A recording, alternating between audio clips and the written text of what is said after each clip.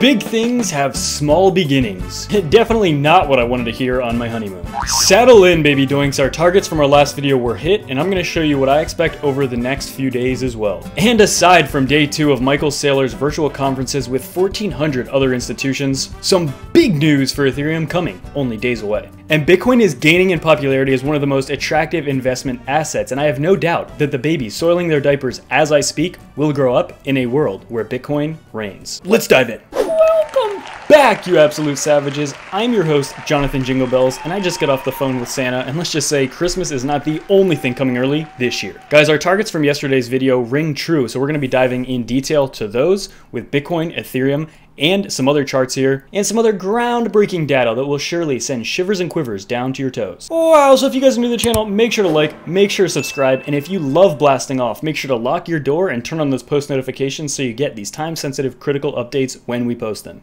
And without any further skidoo, let's dive in. I hope you got your milk, because it is 5 o'clock somewhere. Guys, so let's start off here with this Visa news. So why is this big? On Wednesday, Visa announced it was piloting a new program that will allow banks to offer Bitcoin services, and previously they had been focused on helping crypto companies issue bank cards and partnered with 35 crypto firms to date, but this is the first time the company, Visa, has offered crypto services to banks. And in addition to that, a reason this is also potentially good is that this might actually make it harder for US lawmakers and regulators to thwart Bitcoin's growth. In my opinion, it's a little too late for that already. However, you never know. Ray Dalio of the giant hedge fund Bridgewater and former Goldman Sachs CEO Lloyd Blankfein have suggested that authorities might look to crack down on the fast-emerging crypto if it really starts to take off. Really no surprise, it's something a lot of us have been thinking about for quite a long time, even me specifically back to 2017 when a lot of different stuff was going on and when they were considering ETFs and everything like that. In addition to that, guys, this is actually huge as well. A catalyst for further price action might come from Chicago-based CME's launch of a new futures contract on Ether next week. This will give institutional investors a way to bet on the second largest crypto after they took positions in Bitcoin last year. In my opinion, the reason I think this is big is because ultimately I think, and many people would agree with this, right? Ethereum is the next to be potentially scooped up by some of these institutions. But keep in mind, we're still on the very beginning, the very breaking, cutting edge of Bitcoin being adopted by institutions. So even Bitcoin being adopted is extremely new and extremely early. But Ethereum, I personally think, and again, many people do as well, that that will be the next cryptocurrency that could see that same type of adoption. And remember, this was something announced over a month ago, but it does say here futures will be listed on February 8th, more than 3 years after Bitcoin futures went live. And as well, you guys, which investment asset do you think will be more attractive in 2021? And according to this survey, you see Bitcoin coming in here with 30%, place number 4, actually beating out mutual funds, bonds, commodity investments, and foreign exchange. Commodity investments including silver and Peter Sniff's favorite aphrodisiac, gold. Scissor me timbers, guys. So we're going to start off today's TA with actually the DXY, which is something we talked about yesterday. Ultimately, as we talked about yesterday, we could see the DXY rally quite a little bit more, up to about 92.6, 92.7. This bad boy is still on the move. Now, what I find most interesting about this is something we actually tweeted last night. So last night, around roughly 9, 10 o'clock my time, Ethereum hit a new all-time high. Bitcoin was pumping alongside Ethereum. And if that wasn't enough, because that is somewhat rare lately, if that isn't enough, the DXY was also pumping, which again makes this combination very rare. It makes me think that this market environment is slowly shifting a little bit, right? When we see Bitcoin pumping with Ethereum, that's already kind of unusual. Usually they don't pump together. But combine that with the DXY also pumping, now that is a recipe for absolute pumpage. Now guys, as we talked about in our video yesterday, we actually came all the way up to our exact target, and that's where we face resistance, right about 38,500. My next big level of resistance is going to come in right around 38,500. And guys, that also lines up with our daily chart, which is the most important chart, I believe. And that actually would be right around 38,500. So breaking 38,500, I think will give us enough juice to 100% attempt 40K and then all-time highs after that. So I personally think that we're very close to being bullish for Bitcoin. However, you do have to keep those targets in mind before we get too bullish. First, breaking like 37,300 and getting some significant closes there. But then ultimately, I think 38,500 is going to be the target to watch, because if we get up to there, that's going to be the next big critical crunch zone. Okay, as you saw from that clip, that is basically a big area of resistance. All of these lines going back I think actually 12 months, almost 12 months at this point, have played an immense role in either support or resistance for Bitcoin's price when it approaches these. And yeah, no surprise here, 38.5 roughly. I think it went all the way up to about 38.7-ish, but for the most part, it's still closed within our long-term ascending channel here for Bitcoin. And if we go to our 4-hour chart, you can see we pumped all the way up to right about 38.5. You see it get rejected, but ultimately, so far, we actually have found resistance, or sorry, support right around 36,000, roughly 36,200, and that's where we saw our last bounce.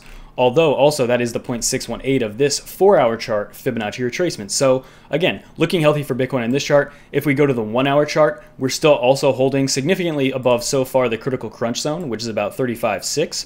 In fact, the lowest we went was again right about 36,000. So if we have actually cemented 36,000 for support for Bitcoin, that's optimally really good. In fact, we got our 1-hourly closes on this 50 moving average here on this hourly chart, and currently we're actually testing for support the 21 moving average here on this hourly chart as well. So all indications so far for Bitcoin are pretty good. And in fact, we actually set ever so slightly a higher high, a little bit higher than the Elon pump. The Elon pump went to about 38.6, and the pump last night went to about 38.7, almost 38.8. And so I just have a hunch that it is possible Bitcoin could actually sit around and a little below this line for the next few days, as for the most part on this daily chart, every time Bitcoin does come in contact with any of these lines, usually Bitcoin does hover around these levels for a little bit before either getting a breakout or a breakdown, depending on which way the momentum is swinging. So that's what I'm going to be looking for Bitcoin. And ideally, that's also what I want to happen, because if that does happen, usually that would mean that altcoins can have a little more room for growth. And as you've seen, I'm sure, altcoins are actually doing really well. Specifically, I'm still oogling Ethereum's chart as it's looking very good. We actually had a pretty big drop earlier, but you can see it's still kind of climbing up there. It's still trying to hold these gains. Overall, you see on this daily candle a very long wick to the downside, meaning this was getting bought up. Right, the buying pressure has been pushing Ethereum back up. And remember, in yesterday's video, we set up the scenario of a throwback happening. I would not be scared. I would advise you to, be relaxed if we do end up getting a throwback, because that does happen very often with some of these patterns. And so we've clearly not gotten pushed all the way back down to about 1400, which is what would be kind of like the retest of this pattern. We did get a little bit of a pullback, but again, I think it's just ultimately showing strength in these markets, and pullbacks to retest these breakouts right before they break out are not unnatural or unhealthy in any way, regardless. And without a doubt, I am oogling oh so closely Chainlink's chart, as it is, only maybe 1% or 2% away from breaking its all-time highs. Yeah, it's only like 2-3% away. Its all-time high is roughly about $26 and almost 20 cents. So we're a little less than $1 below that. But ultimately, guys, I do think it is possible that we're going to continue to see some of these altcoins absolutely rally here. If we go to the Bitcoin dominance chart, you just see this thing is hanging on by a thread. We're below some very key, absolutely very important weekly moving averages, the 21 and 50 moving average here for Bitcoin dominance.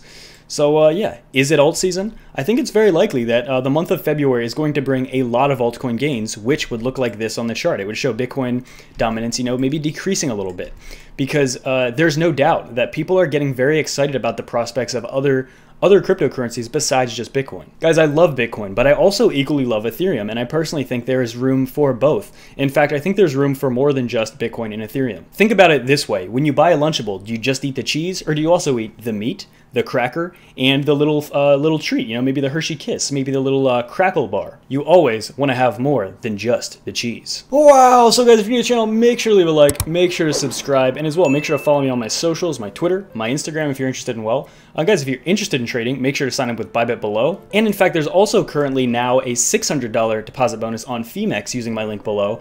There's a lot of coins you can trade on there that you cannot trade on Bybit, right? You can trade like Chainlink, for example, and a lot of these other coins. So if you're interested, you have experience, you want to support the channel, make sure to check out our bonuses below.